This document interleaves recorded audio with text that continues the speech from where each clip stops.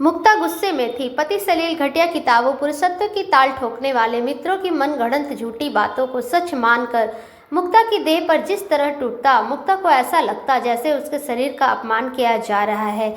वह हर रात इसी अपमान के दौर से गुजरती। सलील देसी विदेशी नुस्खे दवाएं अपनाकर उसके शरीर को स्त्री न समझकर शिकार समझता। मुक्ता की चीख कराह सुनकर वह प्रसन्न होता, खुश होता अपनी मर्दानगी पर।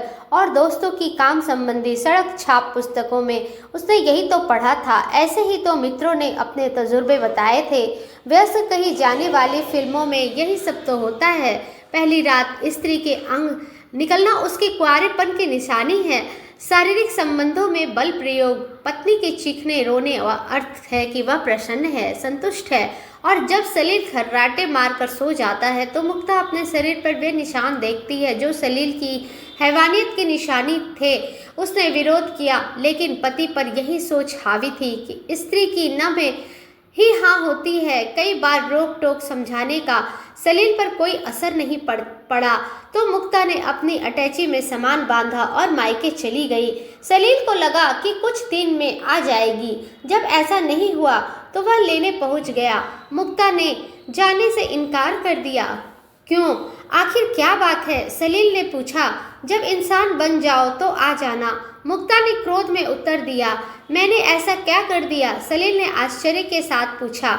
मुझे तुम्हारे जैसे हवस के भेड़िए के साथ नहीं रहना, जो स्त्री को केवल अपनी भूख मिटाने का माध्यम समझे, वो भी जानवर की तरह। मुक्ता के उग्रता से कहा, कहीं तुम मेरी मर्दानगी से तो नहीं डर गई? सलील ने मजाक करते हुए कहा। जिसे तुम मर्दानगी समझते हो वह दरिंदगी है। मुझे अपने शरीर का अपमान, अपनी आत्मा को छलनी नहीं करवाना बार बार। मुक्ता ने क्रोध में उसे अपने शरीर पर पड़े निशान दिखाए। ये देखो, ये काटने के, खरोचने के निशान पूरे शरीर पर है। हमारी पत्नी के साथ जानवरों की तरह व्यवहार करते तुम्हें शर्म नहीं आती? तुम्हारी मर्दानगी से मैं कितनी चोटिल, पीड़ित और अपमानित महसूस करती हूँ। वासना के भूखे भेड़िए हो तुम। मैं तुम्हारी धर्म पत्नी हूँ, कोई बाजारू स्त्री नहीं, ना ही तुम्हारी घटिया किताबों की सेक्स गर्ल हूँ। चाहे जाओ जहाँ से तुमने प्रथम मिलन में अब तक मेरे मन को पुरुषों के प्रति, तुम्हारे प्रति नफरत की भावना पैदा कर दी है। मुक्ता के क्रोध में उसके परिवार वालों ने भी साथ दिया। नई नवेली दुल्हन के साथ ऐसा बर्ताव, चले जाओ यहाँ से, तलाक के कागज पहुंचा दिए जाएंगे। सलील वापस आ गया। उसने एक विवाहित मित्र से इस संबंध में बात की। उसने कहा, भाई, औरतों को समझना बड़ा कठिन काम है। बिस्तर पर कमजोर पड़ो तो ताने व्यंग, भारी पड़ा तो पुरुष कसाई जानवर। मेरी पत्नी भाग गई। शादी के 2 माह बाद ही मुझे लगा शायद मैं उसे शारीरिक रूप से संतुष्ट नहीं कर पा रहा हूँ। मैं ही कमजोर था इसलिए। पर पुरुष में उसने वह सुख तलाश लिया और चली गई, और उसका मित्र उदास हो गया। मैं तो हर संभव उसे बिस्तर सुख दिया, फिर वह क्यों मुझे छोड़कर चली गई? कहती है कि मैं उसका अपमान करता हूँ। बिस्तर पर सलील और उसका खास मित्र सरस एक ही दफ्तर में काम करते थे। दोनों में काफी घनिष्ठता थी। वे एक दूसरे के साथ हर तरह की बात करते थे। यार सरस, तुम्हारी पत्नी ने कुछ वजह बताई होगी छोड़ने की? सलील ने पूछा। शायद मैं सक्षम नहीं था, सरद ने उदास होकर कहा। शायद मैं उसकी शारीरिक आवश्यकताओं की पूर्ति करने सक्षम नहीं था। वह बहुत ही कामुक स्त्री थी। मैं तुम्हारी पत्नी ने कहा। नहीं, हकीम साहब ने पत्नी से क्या कहा? वो मैंने उससे पूछा। नहीं, वह भी यही कहती। मैं पूछकर स्वयं को शर्मिंदा क्यों करूं? सो मैंने नहीं पूछा। और उसके अलावा कारण भी क्या हो सकता है? लेकिन फिर भी पूछना तो था। असली वजह तो वही बता सकती थी। और क्या वजह हो सकती थी? क्या सुनता उसके मुख से? ये कि मुझ में कमी है, मैं उसे खुश नहीं रख सकता। क्या नहीं किया उसके लिए? अच्छा खाना, अच्छा पहनना ओढ़ना, दिन भर चलने वाली टीवी सीरियल को लगातार देखने वाली घरेलू महिलाओं पर और क्या असर होना है? सीरियल में हर स्त्री की 2-4 शादियां, घर से भागना, अवैध संबंध बनाना आम है। कुछ उसका असर भी तो पड़ता है। सरस की बात सुनकर सलील ने कहा, मैं तो पूर्णतः बिस्तर पर फिट हूँ, इतना कि मेरी स्त्री मुझे हिंसक भेड़िया कहती है। समझ नहीं आता कि वह क्यों मायके चली गई। नाराज होकर बहाना चाहिए संबंध तोड़ने का। होगा कोई शादी से पहले का यार, दिल का मामला होगा, छोड़ दिया। महिला मुक्ति, महिला स्वतंत्र, पति पत्नी की बराबरी वाले नारो आंदोलन ने महिलाओं को स्वच्छंद बना दिया है। सरस ने अपना तर्क दिया, लेकिन ऐसा तो कुछ भी नहीं सुनने में आया, न उसने मुझे कभी कहा। सलील ने अपने तर्क दिया। सलील के तर्क से सरस ने चिढ़कर कहा, अब क्या कोई औरत अपनी आशिकी गैर पुरुष से संबंध को अपने पति को बताएगी? स्त्रियों को बेवकूफ़ समझा है क्या? मक्कारी का नाम ही स्त्री है। तो अब आगे क्या? सलील ने पूछा। जब उन्हें कोई और मिल सकता है तो हमें क्यों नहीं? तलाक लो, नमस्ते करो और दूसरी शादी करो। जो गया उस बेवफा को क्या याद करना? सरस ने गुस्से में कहा। दोनों चर्चा कर रहे थे कैंटीन में, तभी ऑफिस की एक सीनियर महिला ने उसे कहा, माफ़ करना, आपकी बातें मेरे कानों तक पहुंची। मैं आपसे कुछ कहना चाहती हूँ। यदि आप बुरा ना माने तो वह भद्र बुजुर्ग महिला उन दोनों के उच्च पद पर थी। उसे बुरा लगा तो, लेकिन वह सीनियर थी। फिर जब सुन ही ली उसकी बातें, तो यदि कुछ कह रही है तो सुनने में क्या हर्ज है? कहिए, सरस ने कहा। आप लोग एक एक बार अपनी पत्नी के अकेले में खुलकर स्पष्ट बात क्यों नहीं कर लेते? वो हम कर चुके हैं, सलील ने उखड़े मन से कहा। फिर आप किसी अच्छे सेक्सोलॉजिस्ट से मिलकर देखिए। मैडम, क्या हम नपुंसक हैं जो सेक्स स्पेशलिस्ट से मिलने का सलाह दे रही हैं? आपसे किसने कहा है कि कमजोर नपुंसक व्यक्ति ही सेक्स स्पेशलिस्ट से मिलते हैं? उन्होंने बिना मांगे पता और फ़ोन नंबर लिखा, कार्ड दे दिया और अपनी केबिन में चली गई। औरत है ना, औरत को ही सही ठहराएगी। सरस ने अपना तर्क दिया। फिर भी मिलने में क्या हर्ज है? सलील ने कहा। क्या होगा उससे? हमने ही कमी निकालेगा, फिर मर्दाना शक्ति बढ़ाने वाली दवाई देगा। एक सेक्स स्पेशलिस्ट और क्या इलाज दे सकता है? व्यर्थ का खर्चा लगता है। मैडम का कमीशन बंधा है, ग्राहक लाओ, कमीशन ले जाओ। सरस ने व्यंग्यात्मक लहजे में कहा। सलील ने भी तो उसमें हाँ में हाँ मिलाई। तुलसीदास की तरह वह भी चोट खाकर अपनी स्त्री से अपमानित होकर आया था।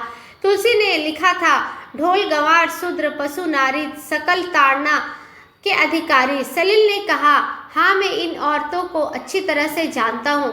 मन हुआ तो ठीक, नहीं मन हुआ तो पति चुन लिया। दोनों की बात फिर सीनियर महिला अधिकारी ने सुन ली। उसे गुस्सा आ गया। उसने दोनों को बुलाकर फटकारा, क्या जानते हो महिलाओं के बारे में? अच्छी तरह से। अगर जानते होते तो अनाप शनाप न बकते। एक बार के अपमान ने तुम्हारे अहं को इतनी चोट पड़ी है और तुम लोग स्त्रियों के विषय में इतनी अपमानजनक बातें करने लगे, उनका निरादर करने लगे। महिलाएं न जाने क्या सोचती होंगी तुम्हारे बारे में, पुरुषों के बारे में। कभी सोचा है स्त्रियों के बारे में? अपनी राय बदलो। कुछ नहीं चाहिए स्त्रियों को पुरुष के सिवाय प्यार और सम्मान के। बदले में पूरा जीवन न्यौछावर कर देती है स्त्रियां। मैडम, आप क्या जाने हमारी तकलीफ? सरस ने चिढ़कर कहा।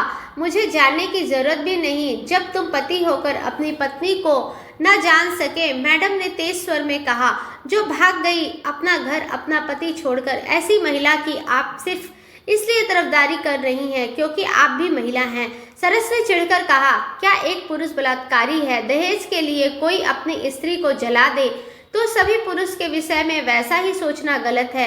यदि तुम्हारी स्त्री के कदम बहके तो इसका अर्थ ये तो नहीं कि हर स्त्री वैसी ही हो। आप तो अपनी स्त्री के कारण पूरी स्त्री जाति के विषय में गलत राय कायम कर रहे हैं। मैं केवल इतना कहना चाह रही थी कि क्या आपने जानने की कोशिश की कि आपकी पत्नी ने ऐसा क्यों किया? सलील को मैडम की बात सही लगी। उसने कहा, मैडम, मैं आपकी बात से सहमत हूँ। मैं जानने की कोशिश करूँगा कि मेरी पत्नी नाराज होकर क्यों चली गई। सरस भी चुपचाप सलील के साथ बाहर निकल आया। सरस को भी लगा कि एक बार पूछ लेने में क्या हर्ज है। उसने अपने मोबाइल से नंबर लगाया। दूसरी तरफ से उसकी पत्नी ने फ़ोन उठाया। हेलो। पत्नी की आवाज़ पहचानकर सरस ने पूछा, क्या मैं जान सकता हूँ कि तुम मुझे छोड़कर क्यों गई? कोई कमी थी तो बताना था।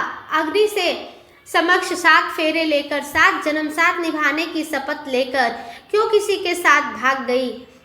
उधर से उसकी पत्नी की गुस्से और रुदन के मिले जुले स्वर में आवाज़ आई, क्या औरत को ही सब कुछ याद रखना चाहिए? पुरुष का कोई कर्तव्य नहीं? मैं तुम्हारे लिए क्या थी? मात्र तुम्हारे घर का काम करने वाली मुफ्त की नौकरानी, रात में तुम्हारा बिस्तर सजाने वाली वेश्या। तुमने मुझे कभी स्त्री समझा, पत्नी समझा? शराब के नशे में अपने द्वारा भोगी महिलाओं का वर्णन करके अपनी मर्दानगी का ढोल बजाने वाले मालूम भी है कि उन स्त्रियों में से एक मेरी रिश्ते की बहन भी थी। तुमने बहला फुसलाकर उसका पूरा जीवन नरक कर दिया। उसने पति ने उसे चरित्रहीन समझकर छोड़ दिया। औरत को एक रात के लिए बिस्तर तक लाना मर्दानगी नहीं है। मर्दानगी तो वो है कि पूरे जीवन जिस स्त्री का हाथ थाम लिया, उसके सुख दुख में उसका जीवन भर साथ निभाना। तुम किसी के साथ संबंध बनाओ, वो तुम्हारी मर्दानगी और वही स्त्री करे तो चरित्रहीन पुरुषत्व को वो जो क्षमा कर दे, अपनी स्त्री को हर हाल में अपना सके। मैं तुम्हारी चरित्रहीनता से नफरत करने लगी थी। सच्चे प्यार की तलाश में मेरे कदम भी बहक गए। मैं भी पछता रही हूँ।